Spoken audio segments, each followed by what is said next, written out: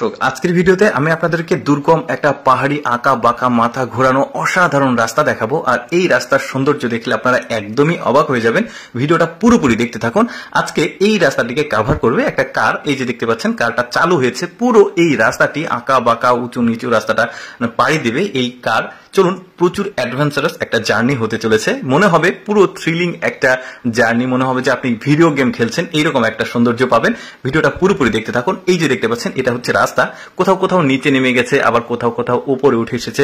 এই রাস্তার সম্পর্কে আরো অনেক অজানা তথ্যগুলো আপনাদেরকে জানাবো, পাশাপাশি দীর্ঘতম কিছু রাস্তার সম্পর্কেও জানাবো।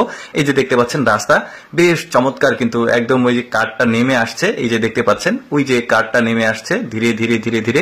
আর এই রাস্তাটা কিন্তু একদমই থ্রিলিং। এই যে দেখতে পাচ্ছেন এখানে এসে একটা বাঁক, প্রচুর বাঁক রয়েছে। কিন্তু এই রাস্তাটি পাহাড়ে এই ধরনের রাস্তা কিন্তু নির্মাণ করতে প্রচুর খরচ হয় আর অনেক কিন্তু ব্যয়বহুল, পাশাপাশি অনেক পরিশ্রমের কাজ। এই রাস্তাটা নির্মাণ করা একটা সহজ কথা নয়। দেখতে পাচ্ছেন কারটা কিন্তু খুব দ্রুত এগিয়ে চলছে, যদিও আমি একটু ফাস্ট করেছি ভিডিওটা। এই যে দেখতে পাচ্ছেন কারটা চলে যাচ্ছে। আরো কিছু গুরুত্বপূর্ণ ইনফরমেশন আপনাদেরকে আমি জানাবো এই রাস্তা সম্পর্কে, পাশাপাশি ওয়ার্ল্ডের যত দীর্ঘতম রাস্তা রয়েছে সেগুলো সম্বন্ধে। পাশাপাশি এই রাস্তাটার তো অ্যাডভেঞ্চারাস আপনারা উপভোগ করছেন। দেখুন, পৃথিবীর সবচেয়ে দীর্ঘতম আঁকা বাঁকা যে রাস্তা, সেই রাস্তাটার নাম হচ্ছে তাইনমেন মাউন্টেন রোড। এটা হচ্ছে হুনান প্রভিন্সে, যেটা চায়নাতে অবস্থিত। ওই রাস্তাটি 11 কিলোমিটার দীর্ঘ রয়েছে। আর ওই রাস্তাটি সমুদ্রপৃষ্ঠ থেকে 1.300 মিটার উঁচুতে, সমুদ্রপৃষ্ঠ থেকে। আর 99টি বাঁক রয়েছে ওই রাস্তাতে।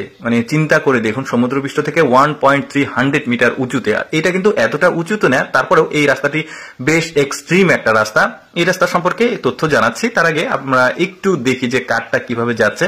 এই যে দেখুন, মাঝে মাঝে কিন্তু কালভার্ট ব্রিজের মতো রয়েছে, অর্থাৎ যখন প্রচুর পরিমাণে বৃষ্টি হয় তখন পানি নিষ্কাশনের জন্য, পানি নিচে নামার জন্য ছোট ছোট কালভার্টও তৈরি করেছে। তা না হলে তো ভূমিধস হবে, রাস্তাগুলো নষ্ট হবে। এই জন্য পানির জন্য আলাদা লেন করা হচ্ছে, রাস্তা করা আছে।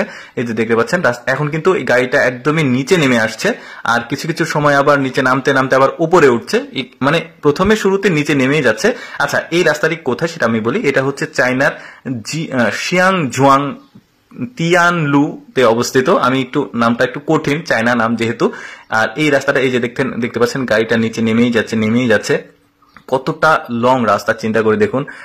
এরপরে এই রাস্তাটা সম্পর্কে আরো কিছু তথ্য জানাই। একজন ব্যক্তি 12 ঘন্টা পায়ে হেঁটে এই রাস্তাটাকে পাড়ি দেওয়ার চেষ্টা করেছিল, কিন্তু 12 ঘন্টা হাঁটার পর 3 কিলোমিটার মাত্র রাস্তা সে অতিক্রম করতে পারে। তারপরে একটা গাড়িতে উঠে পড়ে সে, আর পারেনি আর রাস্তাটা ক্রস করতে। হেঁটে তো সম্ভব না, কারণটা হচ্ছে একদমই নিচে নেমে যাচ্ছে। আবার যখন উপরে উঠতে হয় তখন কিন্তু প্রচুর পরিশ্রম হয়।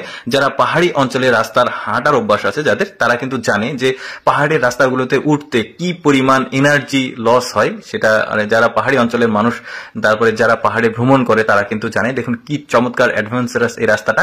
এতক্ষণ দেখলেন যে আসলে এবার কিন্তু আরো নিচে নেমে যাচ্ছে, দেখতে পাচ্ছেন কি চমৎকার। আর পাহাড়ে কিন্তু থাক থাক করে রাস্তাটা করা হয়েছে।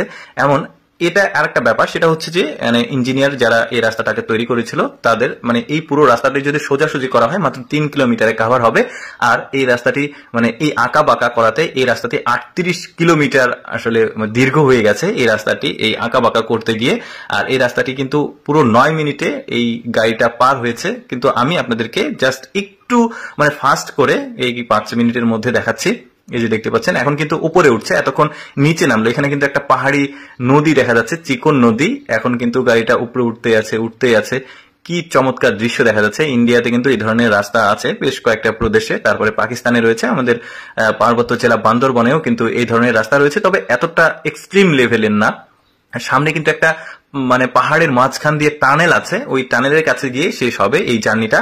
এই যে দেখতে পাচ্ছেন এখন শুধু উপরে উঠছে, ওই যে পাহাড় দেখা যাচ্ছে ওইখান থেকে নিচে নামতে নামতে এখানে এসে আবার উপরে উঠছে।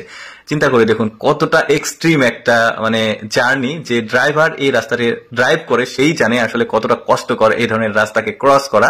এই যে এখন কিন্তু একদমই উপরে উঠে চলে এসেছে, সামনে একটা টানেল রয়েছে।